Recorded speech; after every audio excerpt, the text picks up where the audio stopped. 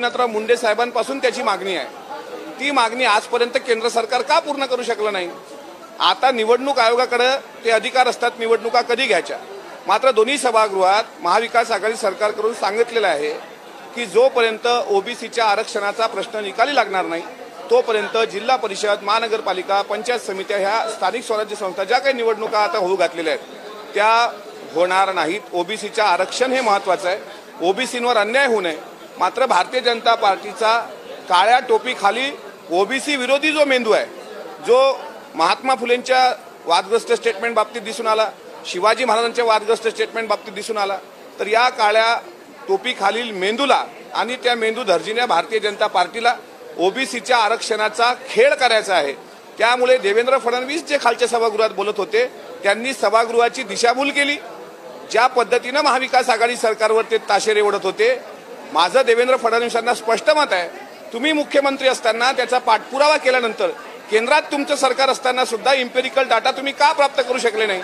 आता एखाद्या सांगली जिल्ह्यातल्या छोट्याशा खेड्याचं तुम्ही उदाहरण देताय की तिथे गावकऱ्यांनी 5 गावांचा ओबीसीचा डाटा गोळा केला, त्यांना ते शक्य आहे, तुम्हाला का शक्य नाही? वस्तुस्थिती वेगळी आहे। यांनी सभागृहाची दिशाभूल केली आणि काही प्रसिद्धी पिसाट या बाबतीत उपमुख्यमंत्र्यांना, राज्य सरकारला वेठीस धरतायत। मात्र ओबीसीच्या आरक्षणाला झुलवत ठेवण्याचं पाप हे भारतीय जनता पार्टीकडून होते आहे। त्यांनी हा खेळ खंडोबा थांबवावा आणि ओबीसी बांधवांना न्याय मिळवून देण्याकरता सामंजस्याची भूमिका दाखवावी, एवढीच माझी ओबीसी म्हणून एक अपेक्षा आहे। डोक्यावर ओबीसी आरक्षणाची टोपी घालून त्या टोपीखालचा काळ्या टोपीखालचा मेंदू जो आरएसएसचा आहे, तो मेंदू जर ओबीसीला मारक असेल, तुम्ही टोप्या घातल्या मात्र तुमचे मेंदू हे सगळे संघाचे आहेत आणि ओबीसीला आरक्षण संघाला द्यायचंच नाही। मराठा आरक्षणाचा खेळ खंडोबा केला, ओबीसी आरक्षणाचा खेळ खंडोबा केला, आता टोप्या घालतायत आणि असं दाखवतायत ओबीसीचे उद्धार करते म्हणून। अरे जर तुमच्या धमाकान हिंमत आहे ना, तर जो शाहू महाराज, शिवाजी महाराज आणि महात्मा फुले आणि सावित्रीबाईंचा अपमान राज्यपालांनी केला त्याबद्दल थोबाड का उघडलं नाही?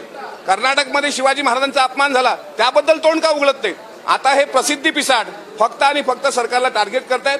ओबीसी बांधवांनो, या पांढऱ्या टोपी फक्त या पांढऱ्या टोपीला भाडू नका, ही काळीच टोपी आहे आणि या खालचा मेंदू ओळखा। हे ओबीसीच्या आरक्षणाचा खेळ खंडोबा करतायत। आजच्या सभागृहाचं कामकाज जे तहकूब झालं ते फक्त भाजपच्या गोंधळामुळे झालेलं आहे।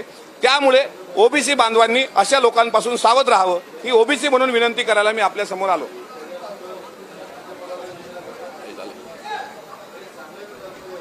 2 दिनों से महाराष्ट्र का अर्थसंकल्पीय अधिवेशन शुरू है। आज का दूसरा दिन था। हम नए सभासद हैं, हमें भी लगता था कि आज ओबीसी आरक्षण जैसे गंभीर विषयों पर भारतीय जनता पार्टी, जो पार्टी विद डिफरेंस खुद को कहती है, वो चर्चा के लिए आगे आएंगी। जब सभागृह शुरू हुआ विधानसभा, तब देवेंद्र जी फडणवीस ने सभागृह की दिशाभूल करते हुए जो गलत मैसेज वहां पे बताया कि किसने आरक्षण को रोका, तो उन्होंने सभागृह में दिशाभूल की है। वैसी दिशाभूल करने का प्रयास वरिष्ठ सभागृह ने विरोधी पक्ष नेता प्रवीण जी दरेकर ने करने की कोशिश की, लेकिन मैं महाविकास आघाड़ी सरकार का घटक और ओबीसी के नाते महाराष्ट्र के ओबीसी भाइयों से कहना चाहूंगा कि पिछले 5, 7, 10 सालों से ओबीसी के आरक्षण के मसले पे भारतीय जनता पार्टी सियासत कर रही है, राजनीति कर रही है। आज भी, कल काली टोपी थी, आज वो टोपी बदल के व्हाइट टोपी, जो सफेद टोपी है, गांधी जी का एक तरफ नथुराम गोडसे का जय जयकार करते हैं, गांधी जी को गलत कहते हैं, और सफेद टोपी पहन के आते हैं और कहते हैं हम ओबीसी के उद्धार करते हैं। पिछले 10 साल में, मैं तो ये कहूंगा 2017 साल में जो लेटर लिखा था देवेंद्र जी जब मुख्यमंत्री थे महाराष्ट्र के, उन्होंने इंपेरिकल डेटा केंद्र को मंगवाया था, केंद्र से मंगवाया था, ये आज तक क्यों नहीं मंगवा पाए? और आज ओबीसी के नाम पे, मराठा आरक्षण के नाम पे सियासत कर रहे हैं। कुछ जुमलेबाज विधायक आपको दिखते होंगे विधान परिषद और विधानसभा के, यहाँ पे आके हम कैसे वो चिल्ला चिल्ला के बता रहे हैं कि हम कैसे ओबीसी को आरक्षण दे सकते, महाविकास आघाड़ी सरकार ओबीसी के आरक्षण के कैसे खिलाफ है।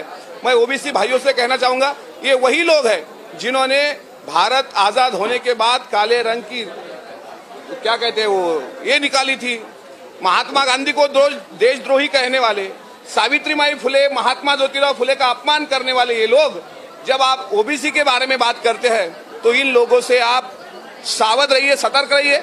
महाराष्ट्र की महाविकास आघाड़ी सरकार ओबीसी रिजर्वेशन के खिलाफ, ओबीसी रिजर्वेशन के बगैर कोई भी चुनाव जो महाराष्ट्र में स्थानिक स्वराज्य संस्था के होने वाले हैं, चाहे जिला परिषद हो, पंचायत समिति हो, नगर पंचायत हो, वो होगे नहीं, ऐसा दोनों सभागृहों में कहा है। माननीय उप मुख्यमंत्री अजित दादा का भी ये स्टेटमेंट है, माननीय भुजबल साहब जी का भी ये स्टेटमेंट है, और भारतीय जनता पार्टी के बेताल प्रदर्शन से आज दूसरे दिन का जो संसदीय कामकाज था वो भी तहकूब कर दिया गया है। सोमवार को इस विषय पे और चर्चा होगी। ओबीसी नाते मैं कहना चाहूंगा महाराष्ट्र की जनता को कि भारतीय जनता पार्टी से सतर्क रहिए। वो रिजर्वेशन के खिलाफ पहले से थे, आज भी है और आगे भी रहेंगे। महाविकास आघाड़ी सरकार ओबीसी रिजर्वेशन के लिए सकारात्मक है। जल्द से जल्द ओबीसी के रिजर्वेशन के लिए जो प्रयास करने हैं वो प्रयास करने की पूरी कोशिश हमारे गवर्नमेंट से होगी। Alert from BJP. Thank you.